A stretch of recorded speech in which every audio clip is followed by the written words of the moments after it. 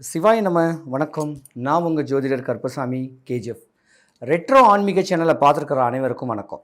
12 ராசிக்காரர்களுக்கும் ஏன் கடன் ஆகுது, எதுக்காக கடன் வாங்குறீங்க, இந்த கடனை கெட்டி முடிக்காமல் பல இன்னல் துன்பத்தை எதுக்காக அடையிறீங்க, இந்த கடனை அடைக்கிறதுக்கு என்ன வழிமுறைகள், என்ன பக்குவங்களை பண்ணால் இந்த வாங்கின கடனை திருப்பி அடைக்கிறதுக்கு உண்டான ஒரு சக்தி கிடைக்கும்.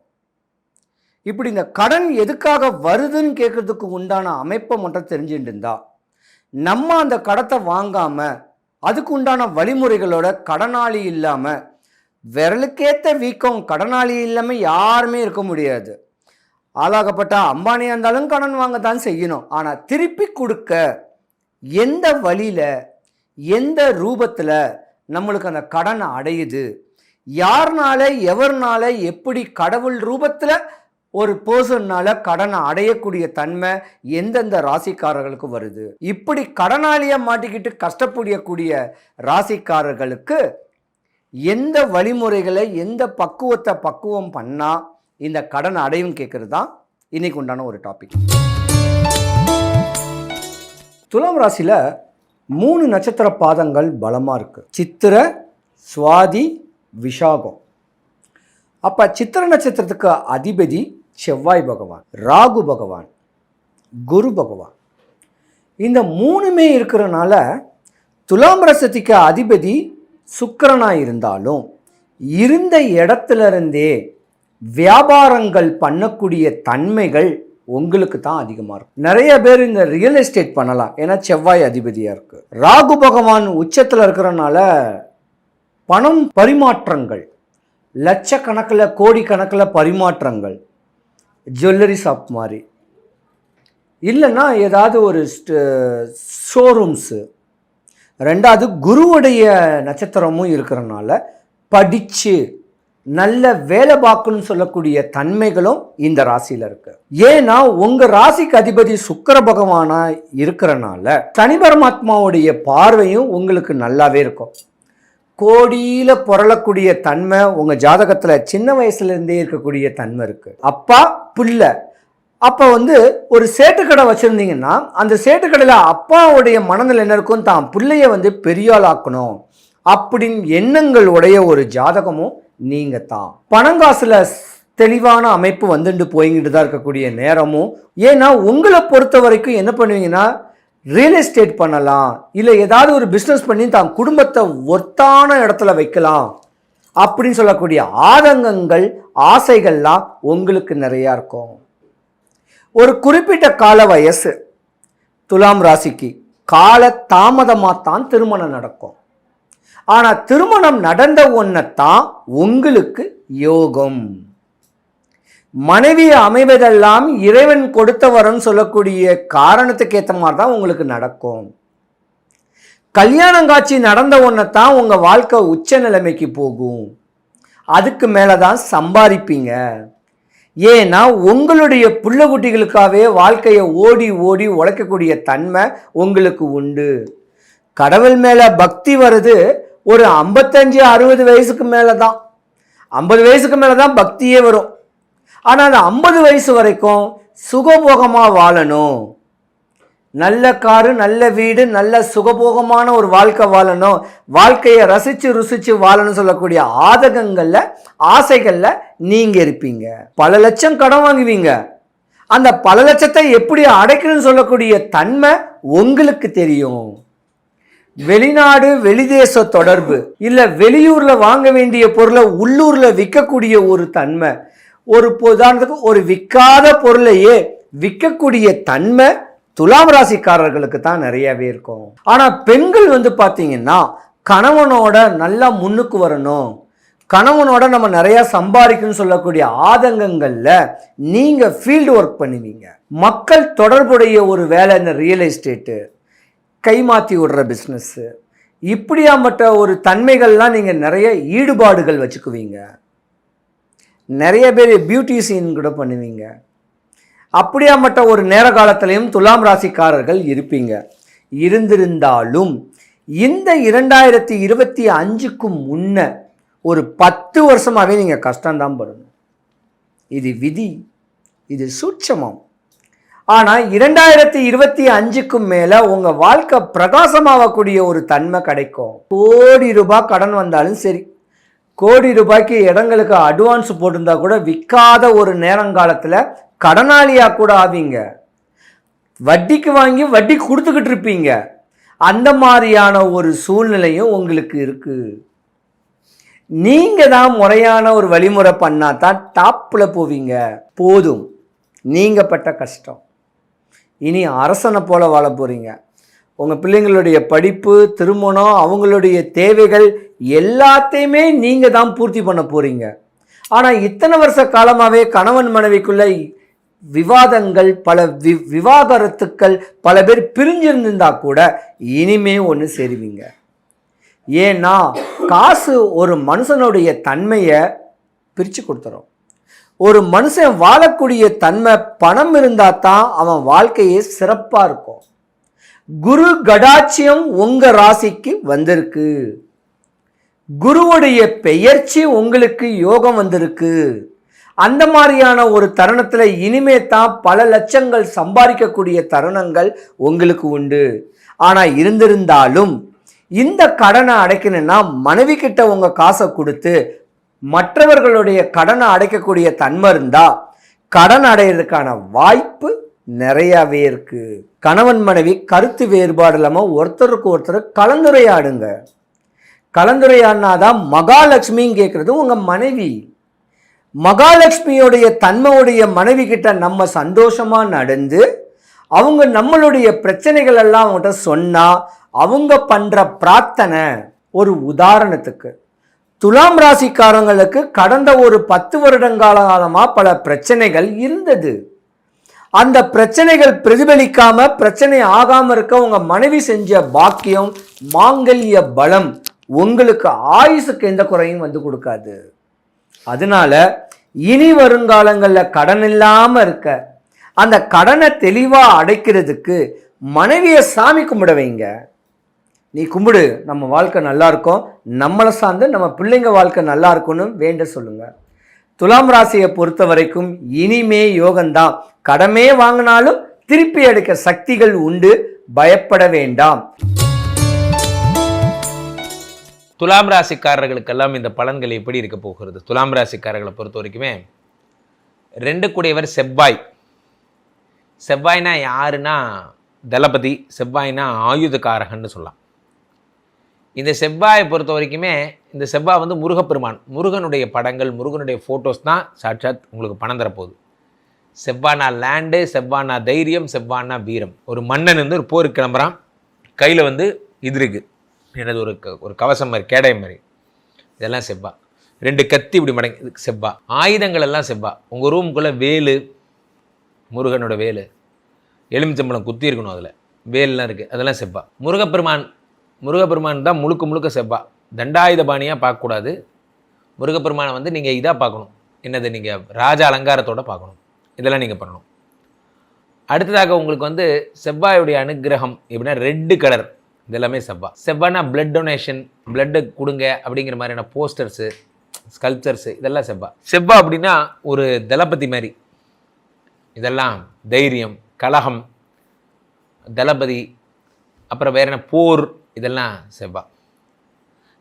ராமன யுத்தம், அடுத்து அந்த மகாபாரத யுத்தத்தில் கிருஷ்ணர் வந்து இது பண்ணுற சீனு, அர்ஜுனருக்கு உபதேசம் பண்ணுற சீனு, அல்லது சங்கநாதம் சங்கெடுத்து ஊதுற சீனு, இதெல்லாமே செவ்வா. பம்பை, உடுக்க, அதே மாதிரி வந்து இது போர் முரசு 2 முரசு இருக்கணும், இதெல்லாம் செவ்வா. பம்பை இருக்கணும், இதெல்லாம் செவ்வா. வீரம் சார்ந்த விஷயங்கள், 2 புலி சண்டை போட்டுக்கணும், இது செவ்வா. 2 சேவல் சண்டை போட்டுக்கணும், அது செவ்வா. செவ்வானாலே ஃபைட்டு. WWF மல்யுத்த வீரர்கள் 2 பேர் சண்டை போட்டுக்கணும், இதெல்லாம் பாருங்கள். 2 பேர் இப்படி கத்தி இப்படி அம்பு எடுத்துகிட்டு, கர்ணனும் அர்ஜுனனும் அம்பு எடுத்துகிட்டு விடுற மாதிரி அந்த ஃபோட்டோ, படம், இதெல்லாம். ரெட் கலர் கார்பெட்டாக இருக்கணும் ரூமு.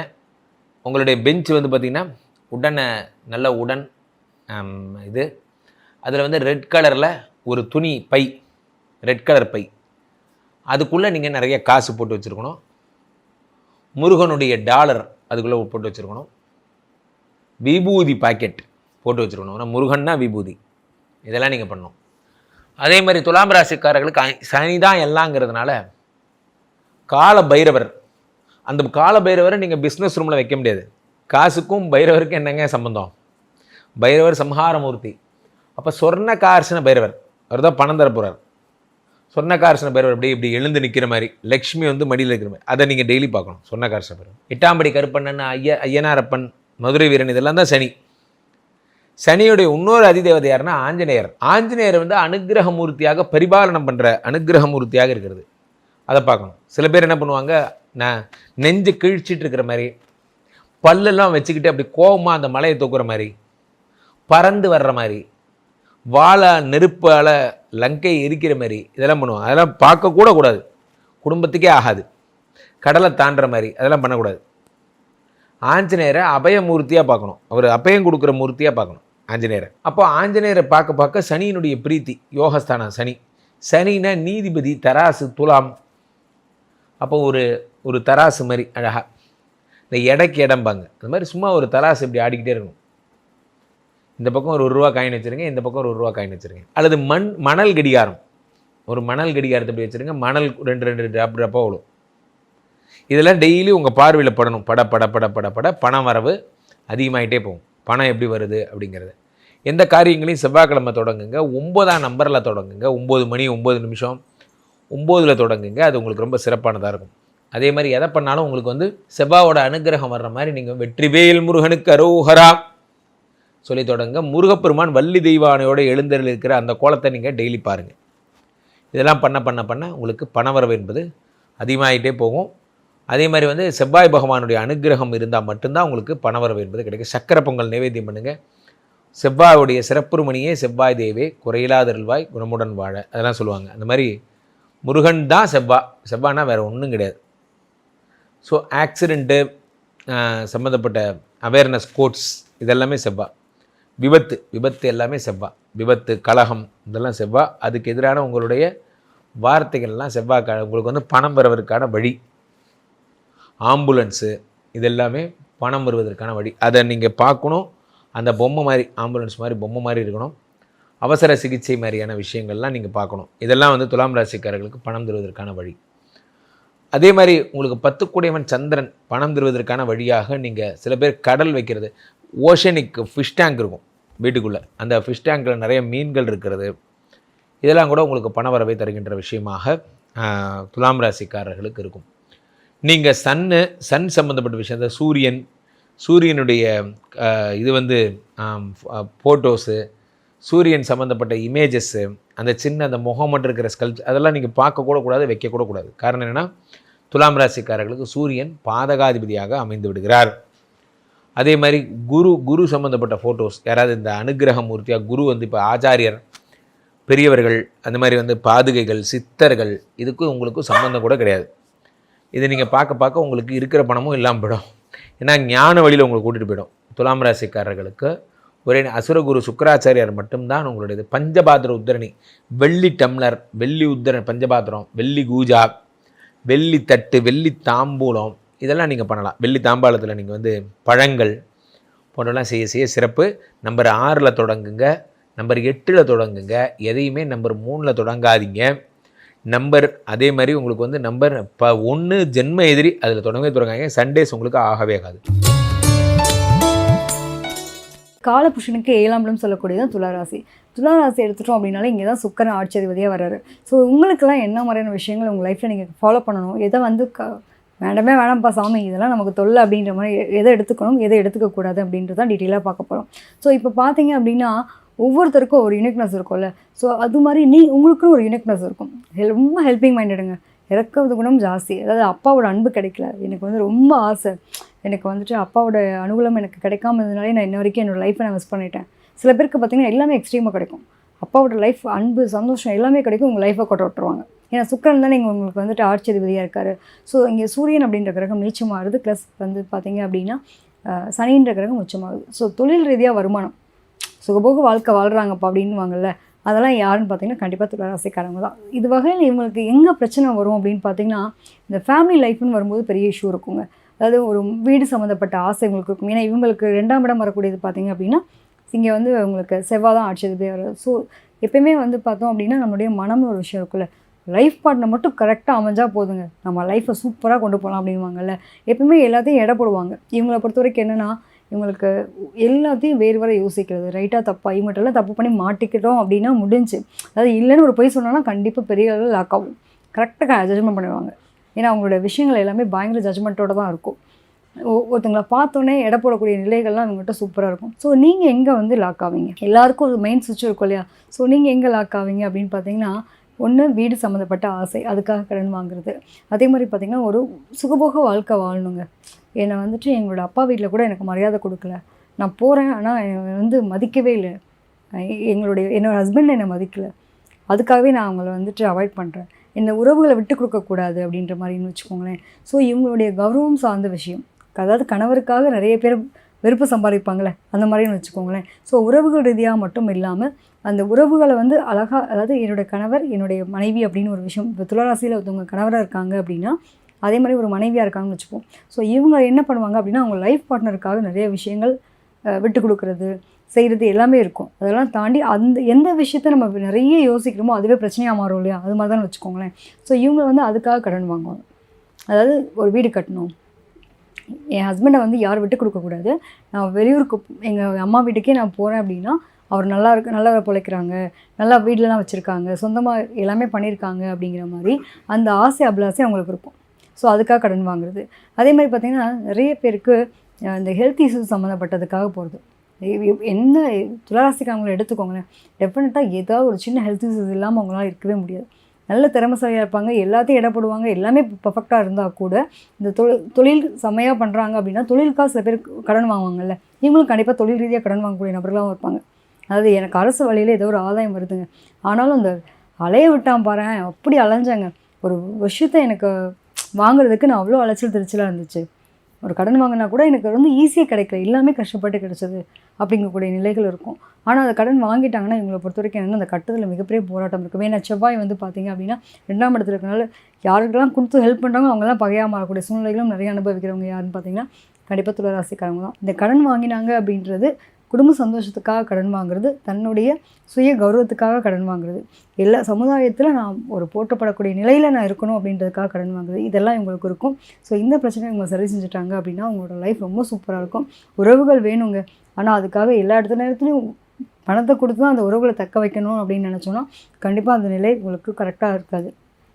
ஸோ அதை ஹேண்டில் பண்ண தெரியக்கூடிய மனப்பக்கம் இருந்தால் ரொம்ப சிறப்புங்க. சில பேருக்கு பார்த்தோம் அப்படின்னா அந்த அம்மா மாமியார் அப்படின்னு ஒரு விஷயம் இருக்கும்ல, இவங்களுக்கு வந்துட்டு அந்த ஒரு கனெக்டிவிட்டி அப்படின்னுவாங்கள்ல, ஒரு குறிப்பிட்ட கால இடைவெளியில் இவங்களுக்கும் அந்த குடும்பத்துக்குமான ஒரு நிலைன்னு சில பேருக்கு அந்த ஆசைகள் அபிலாசைகள் இருக்கும். பட் ஆனால் அவங்களோட சேர்ந்து பயணிக்க முடியாத சூழ்நிலை இருக்கும். சில பேர் கூட்டு குடும்பத்தில் தான் வாழணும் ஆசைப்படுவோம்ல. ஸோ அந்த கூட்டு குடும்பம்ன்றது எனக்கு ஒரு கனவாக இருந்துச்சுங்க, ஆனால் எனக்கு என்னவோ அது கரெக்டாகவே அமையலன்னு புலம்பக்கூடிய நபர்களாக யாருன்னு பார்த்தீங்கன்னா துளாராசிக்காரங்களாக இருப்பாங்க. இவங்களை பொறுத்த வரைக்கும் இந்த குடும்ப வாழ்க்கைன்னு வரும்போது பிரச்சனை வரும்னு சொன்னது காரணம் என்னென்னு பார்த்தீங்கன்னா இங்கே சுக்கிரன் ஆட்சி அதிபதியாக இருப்பாங்க, அளவு கடந்து அன்பு வைப்பாங்க, அளவு கடந்து செலவு பண்ணுவாங்க, எல்லாமே எக்ஸ்ட்ரீமாக ஒருத்தவங்களை பிடிச்சி போச்சு அப்படின்னா அவங்களுக்காக எக்ஸ்ட்ரீமாக போய் எல்லாமே பண்ணிவிட்டு ஏன் இதை பண்ணினோம் இவங்ககிட்ட நம்ம அது கிடைக்கலையே, இந்த பொசசிவ் ஃபீல் ரொம்ப ஜாஸ்தியாக இருக்கும். அதாவது அன்பு வச்சிட்டோம் அப்படின்னாலும் ரொம்ப அன்பு வச்சுட்டு அது வந்து எங்கேயும் என்னை விட்டு போயிடக்கூடாது அப்படின்னு நினைப்பாங்க. அதாவது ஒரு நம்பிக்கைன்றது ரைட்டு தாங்க, இல்லைன்னு சொல்லலை, அளவிடந்த அன்பின் உச்சக்கட்ட வெளிப்பாடு தான் வந்துட்டு உங்களுக்கு சந்தேகம்னு கூட ஒரு நிலை. ஸோ இந்த மாதிரியான ஒரு நிலைகளுக்கு தள்ளப்படக்கூடிய நபர்கள் யாருன்னு பார்த்தீங்கன்னா கண்டிப்பாக துளாராசிக்காரங்களும் இருக்கிறதுக்கு வாய்ப்புகள் இருக்குது. ஸோ எல்லாத்தையும் ஜட்ஜ்மெண்ட் பண்ணுவாங்க ரைட்டு தான், ஆனால் அதே சமயத்தில் நம்மளுடைய ஃபேமிலியில் இருக்கக்கூடிய லைஃப்ன்றது வேறு, பட் பார்ட்னர் அப்படின்றது வேறு. ஸோ நம்பிக்கை தாங்க வாழ்க்கை. அப்போ அந்த நம்பிக்கையை வந்து கரெக்டாக வச்சுட்டாங்க அப்படின்னா அந்த வாழ்க்கை ரொம்ப அழகாக வரும். இவங்க வந்து இவங்களை பொறுத்த வரைக்கும் கடைபிடிக்க வேண்டிய விஷயம் என்ன அப்படின்னா கொஞ்சம் பொறுமை நிதானம் வேணும். உடல் ஆரோக்கியத்தில் ரொம்ப அக்கறை எடுத்துக்கணும். அதாவது எல்லாத்துக்கும் உழைக்கிறேன்னுட்டு தன்னை விட்டுட்டாங்கன்னா ஒன்றும் பண்ண முடியாது இல்லையா?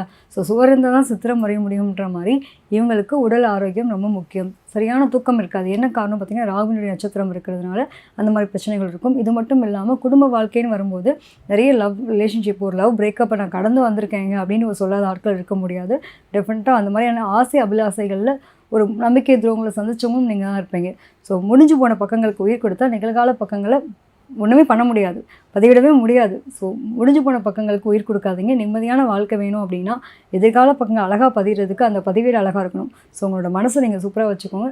டெஃபினட்டாக உங்களோட வாழ்க்கை நல்ல ஒரு மாற்றம் பார்த்து தரும். நீங்கள் யாரை வழிபடலாம் அப்படின்னு பார்த்தீங்கன்னா கண்டிப்பாக உங்களுக்கு வந்துட்டு மகாலட்சுமி தாயார் வழிபாடு ரொம்ப சிறப்பு. அது மட்டும் இல்லாமல் நரசிம்மர் வழிபாடு எடுத்துக்கிட்டாலும் உங்களுக்கு ஒரு வாழ்க்கையில் மிகப்பெரிய மாற்றம் முன்னேற்றம் வரும். குடும்ப வாழ்க்கைன்னு வரும்போது மட்டும் ரொம்ப கவனமாக முடிவெடுங்க. ஏன்னா சில இருக்கக்கூடிய நட்சத்திரங்களுடைய சாரங்கள் பார்த்தீங்க அப்படின்னா அந்தளவுக்கு உங்களுக்கு நிறைய ஒரு பாதங்களை கொடுக்கக்கூடியதாகவும் இருக்குது. ஸோ குடும்ப வாழ்க்கைன்னு வரும்போது கரெக்டாக முடிவு எடுத்துட்டீங்க அப்படின்னா உங்கள் வாழ்க்கை ரொம்ப சூப்பராக இருக்குங்க. சுக்கிர பகவானை அதிபதியாக கொண்டு சிறப்பாக செயல்பட வேண்டும் என்ற எண்ணத்தில் சனி பகவானை உச்சம் பெற்ற ராசியாக கொண்ட துலாம் ராசி அன்பர்களுக்கு கடன் சுமையிலிருந்து மீள்வதற்கான வாய்ப்புகள், வழிபாடுகள் என்ன? தேவையில்லாத பிரச்சனையிலிருந்து மீள்வதற்கான வழிபாடு என்ன? போராட்டம் இல்லாமல் வாழ்வதற்கான செயல்பாடு என்ன? உங்களை ஊக்கப்படுத்துகின்ற கிரகம் எது? உங்களை லாக் பண்ணுற கிரகம் யாருங்கிறத நம்ம பார்க்க போகிறோம். அதற்கு முன்னாடி நம்மளுடைய துலாம் ராசிக்காரர்களுடைய இயல்பான குணாதிசயங்கள் என்ன? இந்த குணாதிசயங்களில் கரெக்டாக ஃபாலோ பண்ணிங்கன்னா கண்டிப்பாக வெற்றி உண்டு என்பதையும் கூறிக்கொள்கிறேன். அதாவது துலாம் ராசி நம்மளுடைய வீடியோ ரெகுலராக பார்க்குறவங்களுக்கு தெரியும். நம்ம சொல்கிற விஷயம், துலாம் ராசி என்றாலே நீதி, நேர்மை, உண்மை என்ற செயல்பாடுகளுக்கு இலக்கணமாக வாழக்கூடிய ஆற்றல் உங்களுக்கு இயல்பாகவே உண்டு. எந்த இடத்துல இருந்தாலும் மற்றவர்களுக்கு ஒரு பிரச்சனை என்றால் அவர்களுக்கு இருக்கின்ற பிரச்சனைகளை இரண்டு பக்கமும் கேட்டு, இந்த பக்கமும் கேட்டு அந்த பக்கம் கேட்டு, இல்லை இந்த பிரச்சனைக்கு இதுதான் தீர்வு, நீ செய்கிறதான் தப்பு, நீ கரெக்டாக இரு அப்படின்னு சொல்கிற தீர்ப்பை வழங்கக்கூடிய செயல்பாடு உங்களுக்கு இயல்பாகவே இருக்கும்.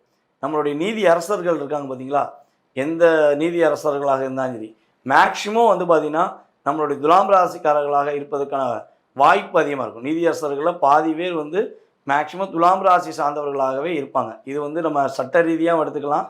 பொதுவாகவே ஒரு அலுவலகத்தில், ஒரு ஃபேக்ட்ரியில், எந்த இடத்துல வேலை பார்த்தாலும் அந்த இடத்துல ஒரு சரியான முறையில் பேச்சுவார்த்தைகள் மூலமாக மற்றவர்களுக்கு நல்ல வழியை காட்டக்கூடிய நபர்கள் யாருமே நம்முடைய துலாம் ராசினியர்களாகவே இருப்பார்கள் என்பது நிதர்சனமான உண்மை. உங்கள் மனசு எதை விருப்பப்படுதோ அதை மட்டும்தான் செய்வீங்க.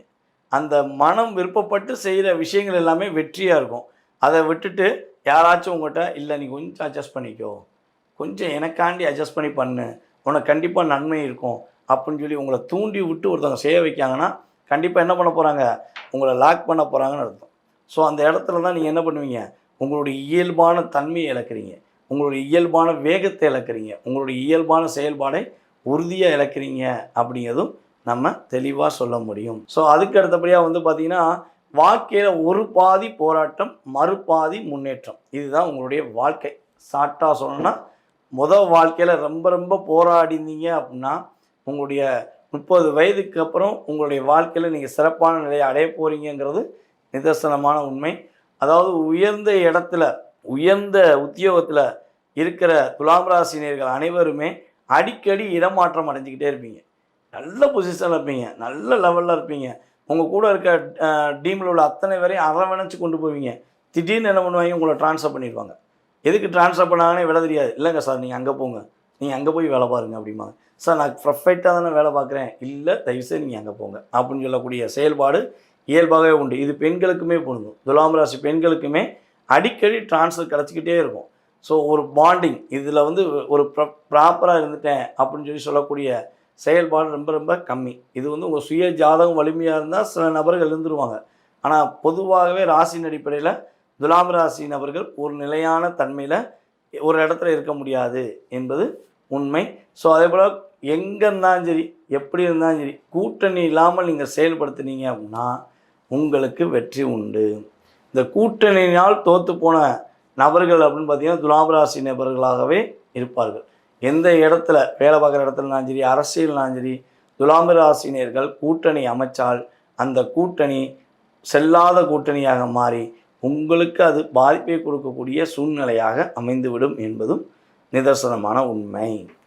சரி, இப்போ பொதுவான விஷயம். இந்த பொதுவான விஷயத்தில் துலாம் ராசி பெண்களுடைய செயல்பாடு எப்படி இருக்குன்னா, அழகு, அறிவு இந்த ரெண்டுக்குமே அதிகமான முக்கியத்துவம் கொடுப்பீங்க. தன்னை அழகுபடுத்தி கொள்ள வேண்டும், தன்னுடைய செயல்பாடில் அறிவை அதிகமாக பயன்படுத்தணும் அப்படிங்கிற இலக்கண பண்பை கொண்டவர்கள் தான் நீங்கள். உங்களுடைய வீட்டை ரொம்ப ரொம்ப பர்ஃபெக்டாக சுத்தமாக, எப்படி சுக்கிரன்னாலே ஒரு அழகுன்னு சொல்லுவோமோ அது மாதிரி உங்கள் வீட்டுக்கு வந்தால் அப்படியே கண்ணாடியாக தெரியும். எல்லாமே அப்படியே பர்ஃபெக்டாக இருக்குது, கண்ணாடி மாதிரி பளிங்கல் மாதிரி இருக்குது அப்படிங்கிற மாதிரி உங்களுடைய செயல்பாடுகள்லாம் ஒரு ஒரு பர்ஃபெக்டான விஷயங்கள் தெரியும். பொய்யாக நடிக்க தெரியாது. பொய்யாக நடிக்க தெரியாதுமா, கொஞ்சம் இதை விஷயமா கொஞ்சம் நீங்கள் வந்து அட்ஜஸ்ட் பண்ணி நடிச்சிருங்க, அட்ஜஸ்ட் பண்ணி அவங்கள்ட்ட போய் பொய் சொல்லிடுங்க அப்படின்னா உங்களுக்கு அது வரவே வராது.